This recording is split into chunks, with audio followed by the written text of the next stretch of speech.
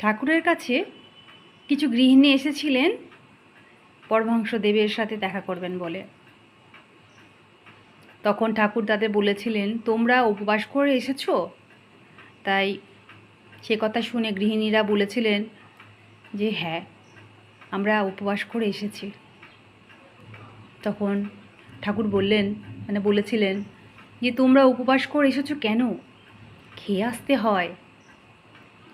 মেয়েরা আমার মার এক একটি রূপ কি না, তাই তাদের কষ্ট আমি দেখতে পারি না।